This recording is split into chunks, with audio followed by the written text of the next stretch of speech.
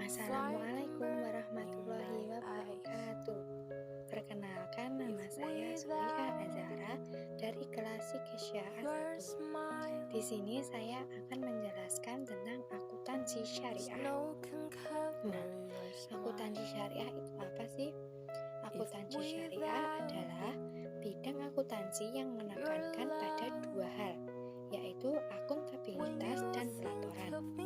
Akuntabilitas tercermin dari tauhid, yaitu dengan menjalankan segala aktivitas ekonomi sesuai dengan ketentuan Islam. Sedang pelaporan ialah bentuk pertanggungjawaban kepada Allah dan manusia. Akuntansi syariah adalah suatu sistem atau teknik dari suatu pencatatan, pengelolaan, dan peringkasan, pelaporan, dan menganalisa data keuangan yang dilakukan dengan cara tertentu yang dapat digunakan dalam pengambilan keputusan ekonomi atau perusahaan dengan menggunakan prinsip-prinsip syariah yang terkandung dalam nilai-nilai Islam. Nah, dasar hukum akuntansi syariah bersumber dari Al-Quran, Sunnah Nabawiyah, Ijma atau kesepakatan para ulama, qiyas, persamaan suatu peristiwa tertentu, dan uruf atau adat kebiasaan yang tidak bertentangan dengan syariat Islam. Kaidah-kaidah akuntansi syariah memiliki karakteristik khusus yang membedakan dari akuntansi konvensional. Kaidah-kaidah akuntansi syariah sesuai dengan norma-norma masyarakat Islami dan termasuk disiplin ilmu sosial yang berfungsi sebagai pelayanan masyarakat pada tempat penerapan akuntansi tersebut. Nah, tujuannya akuntansi itu apa sih? Tujuannya untuk menentukan hak dan kewajiban dari pihak yang terlibat dengan lembaga keuangan syariah tersebut, termasuk hak dan kewajiban dari transaksi yang belum selesai, terkait dengan penerapan, kewajaran, dan ketaatan atas prinsip dan etika syariat Islam, untuk menjaga aset dan hak-hak lembaga keuangan syariah, untuk meningkatkan kemampuan manajerial dan produktivitas dari lembaga keuangan syariah, untuk menyiapkan informasi laporan keuangan yang berguna kepada pengguna laporan keuangan, sehingga mereka dapat membuat keputusan yang tepat dalam berhubungan dengan lembaga keuangan. Diungkapkan dengan baik akan meningkatkan kepercayaan pengguna serta meningkatkan pemahaman informasi akuntansi, sehingga akhirnya akan meningkatkan kepercayaan atas lembaga laporan keuangan tersebut. Tujuannya juga mendukung penyusunan standar akuntansi yang konsisten, sehingga meningkatkan kepercayaan pengguna laporan keuangan. Sebagai laporan keuangan yang bertujuan menyediakan informasi yang menyangkut posisi keuangan, kinerja, serta perubahan posisi keuangan suatu perusahaan yang bermanfaat bagi sejumlah besar pengguna dalam pengambilan keputusan ekonomi.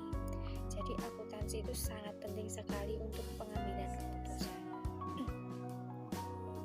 Nah, apa saja prinsip-prinsip akuntansi? Itu ada prinsip pertanggungjawaban. Intinya, setiap hal yang dilakukan oleh manusia harus dipertanggungjawabkan secara konkret. Transaksi yang dilakukan seorang pebisnis harus dipertanggungjawabkan. Nah, salah satunya itu melalui laporan keuangan atau akuntansi. Yang kedua, prinsip keadilan. Pertama ialah keadilan yang berkaitan dengan praktik moral, yaitu kejujuran, yang merupakan faktor yang sangat dominan. Tanpa kejujuran ini, informasi akuntansi itu akan menyesatkan dan merugikan masyarakat karena penuh kebohongan. Yang kedua itu adil, yang bersifat lebih fundamental dan tetap berpijak pada nilai-nilai etika syariah dan moral. Yang ketiga itu prinsip kebenaran. Prinsip kebenaran ini akan menciptakan keadilan dalam mengakui, mengukur, dan melapor transaksi-transaksi ekonomi. Jadi akuntansi itu harus bertanggung jawab, harus adil, dan harus benar.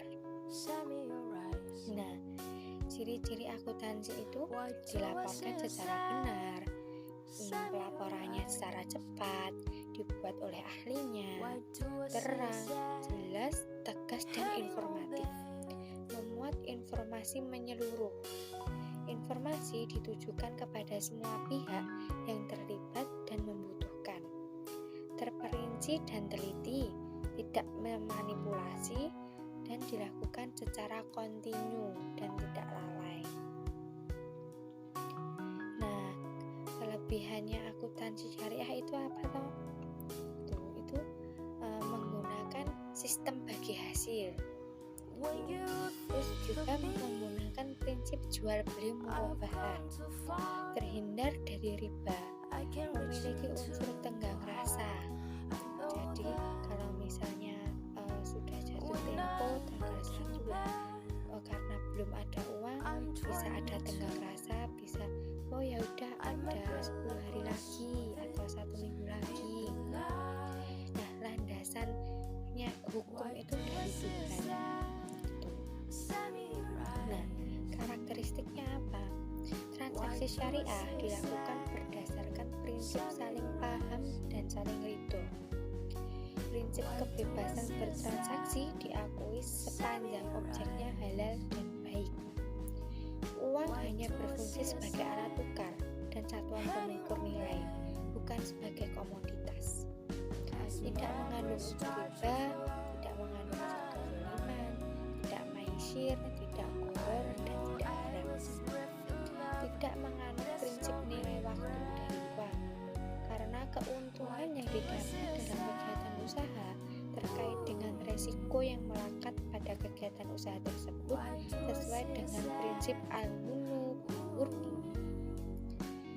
Transaksi dilakukan berdasarkan suatu perjanjian yang jelas dan benar, serta keuntungannya semua pihak tanpa merugikan pihak lain, sehingga tidak diperkenankan menggunakan standar ganda, harga satu akad, serta tidak menggunakan dua transaksi bersamaan yang berkaitan dengan satu akad. Jadi itu tidak boleh memakai murabahah dan wadiah. Ya murabahah ya murabahah aja, wadiah aja, nggak boleh dua. Oke, terima kasih. Itu saja yang bisa saya sampaikan.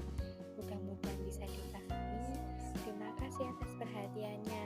Wassalamualaikum warahmatullahi wabarakatuh.